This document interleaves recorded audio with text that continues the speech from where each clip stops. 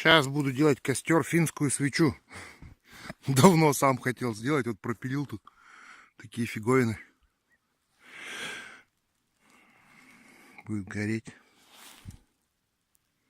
На улице красота. 0 градусов. Ну и потом дровчиков попилю. Сейчас. Ну вот, костер я уже зажег. У меня вроде даже горит.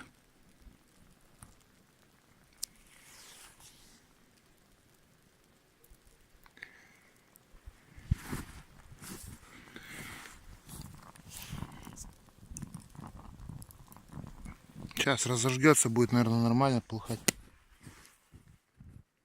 Ну вот. Такая ерунда. Ну вот она уже разгорелась, эта свеча. Вон, там она уже внутри. Он идет туда, поднимается. Все и прекрасно горит. Кстати, можно было что-нибудь приготовить. Готовить что-то ничего не охота.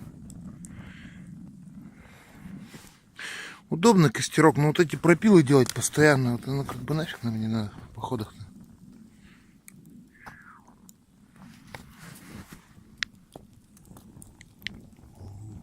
Огонь. Так нормальненько горит.